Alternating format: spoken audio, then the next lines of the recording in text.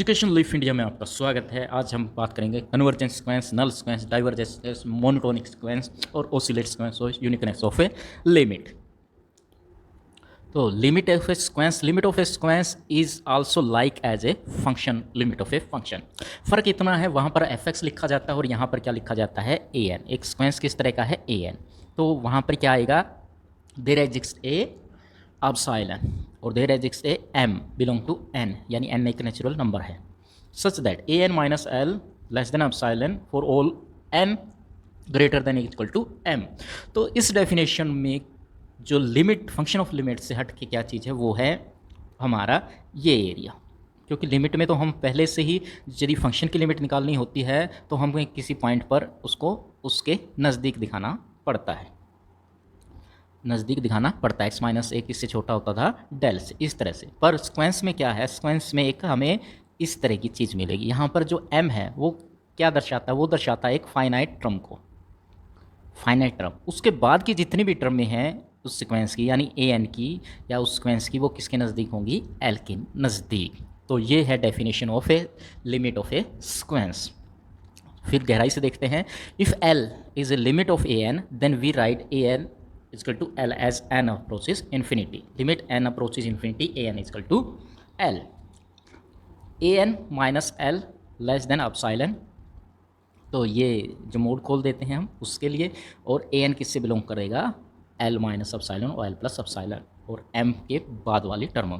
This definition of limits में set that the given any epsilon however small, कितना भी हम स्मॉल सोच सकते हैं, all the term of the sequence except the first m minus one term, यानी m minus one term या m term से पहले की जितनी भी टर्में हैं वो इस इंटरवल में नहीं आएंगी। कौन से इंटरवल में नहीं आएंगी, इस वाले इंटरवल में नहीं आएंगी, लेकिन उसके बाद वाली जो इनफाइनाइट मेनी ऑफ टर्म है वो इसमें आ जाए। तो यदि हम एप्सिलॉन की वैल्यू थोड़ी बड़ी ले लें, एप्सिलॉन की वैल्यू थोड़ी सी बड़ी ले लें, अपॉन साइज़ पे डिपेंड करें। यदि स्मॉलर ले लेंगे हम साइज़, तो थोड़ी सी ज़्यादा टर्में हैं जो इस इंटरवल से बाहर चली जाएंगी, पहले से थोड़ी ज़्यादा, लेकिन infinite of number of term उसी इंटरवल में लाई करेंगी, एल माइनस एप्सिलॉन और इसमें। वैसे आप ध्यान दे सकते हैं ज्योमेट्रिकली प्रेजेंटेशन में ये किसकी डेफिनेशन है, एक सर्कल की। एल क्या है हमारा, सेंटर ऑफ सर्कल, और एप्सिलॉन क्या है, हमारी रेडियस। तो ए एन की जितनी भी टर्में हैं वो इस छोटे से सर्कल में आ जाएंगी, infinite number. Convergent sequence, if a limit an is equal to n then we say that the sequence an converges to L. Equivalently, a sequence an is said to converge to or tends to a real number if L is given. Same है कि वो converge क्या करेगा, जो converge होगा sequence वो उसकी limit exist करेगी n इक्वल टू दैट। तो जो मेन चीज़ है वो ये है कि every convergent sequence has a unique limit. यदि एक सीक्वेंस कन्वर्ज करता है तो मोर देन वन लिमिट उसकी नहीं होगी, ठीक है। तो क्या होगी, एक। तो अब हमें क्या करना है, जब भी हम यूनिक थ्योरम का उपयोग करते हैं, यूनिकनेस का, लिमिट का, डिटर्मिनेंट का, किसी भी चीज़ का यूनिकनेस, तो हमें उसको पहले डिनाई करना पड़ेगा कि ये यूनिक नहीं है, ये दो हैं। तो हम दो मान लेते हैं, एक L1 और L2। By the definition of limit क्या आ जाएगा, an L किसके बराबर आ जाएगा, इसके, और यहाँ पर m1 आ जाएगा। हम m दोनों में नहीं लिख सकते, थोड़ा सा अंतर होना चाहिए, इसलिए हम एज ए सिंबल m1 लिख देते हैं। और an माइनस एल, यानी an की लिमिट l डैश है, an की लिमिट l है, तो यहाँ पर m2 आ जाएगी। तो हमें प्रूव क्या करना है, हमें प्रूव करना है कि ये दोनों बराबर। यदि ये दोनों बराबर हैं तो हमें प्रूव करना पड़ेगा l माइनस एल डैश किसके बराबर है, जीरो, या जीरो एप्सिलॉन से छोटा। तो हम इसमें an घटा देते हैं और an जोड़ देते हैं, अलग अलग लिखने पर ऐसा आ जाएगा, an माइनस एल डैश, तो एप्सिलॉन। तो ये आ गया। तो इसका मतलब क्या है, which is contradict the assumption that L, तो ये दोनों क्या आ जाएंगी हमारी बराबर।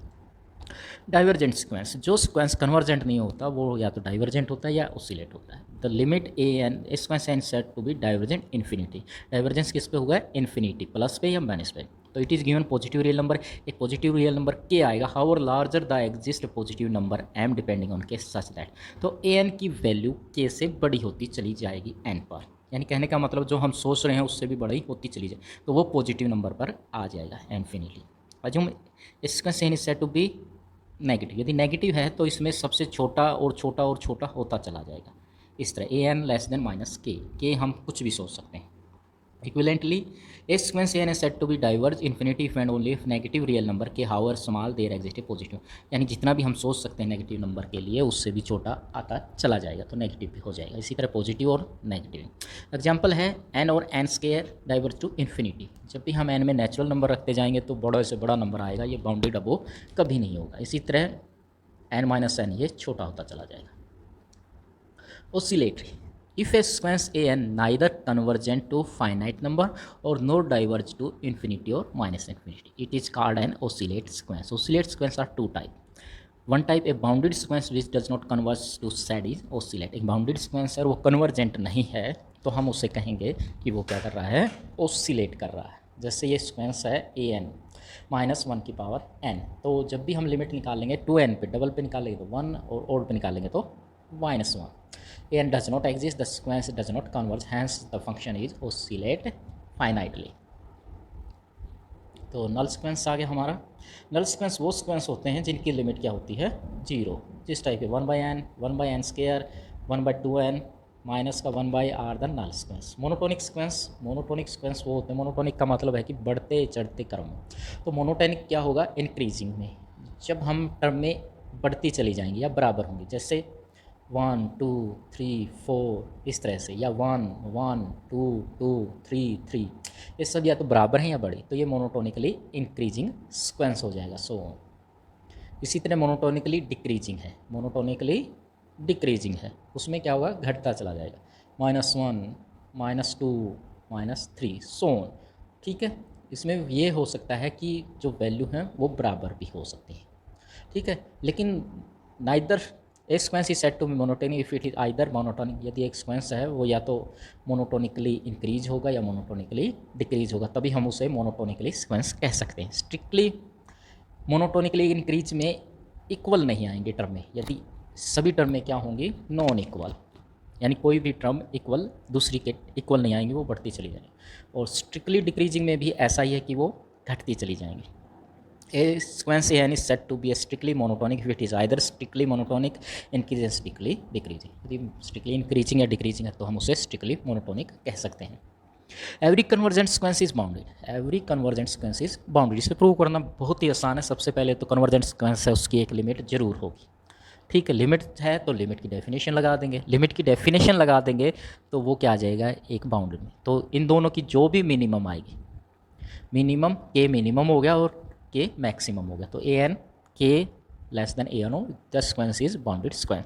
The converse of the above theorem, converse of the above theorem is not be true, it means bounded sequence is not necessary convergent. For example consider the sequence a n defined by a n -1 को sequence, यानी एक sequence जो bounded है वो जरूरी नहीं कि convergent होगा, लेकिन कन्वर्जेंट सीक्वेंस है वो बाउंडेड होगा। For example we can boundedness is a necessary condition for a convergent sequence. If a sequence is not bounded it cannot be convergent, यानी बाउंडेडनेस है, यदि आप किसी सीक्वेंस को चेक करना चाहते हो कन्वर्जेंट है तो सबसे पहले उसे बाउंडेड दे, यदि वो बाउंडेड ही नहीं है तो वो कन्वर्जेंट कभी नहीं होगा। जैसे ये n square is not convergent, n square bounded above नहीं है, यानी ऊपर से नहीं है, नीचे तो जीरो से बड़ा है ये, लेकिन ऊपर से हमें पता नहीं है, तो इसका मतलब ये कन्वर्जेंट नहीं होगा।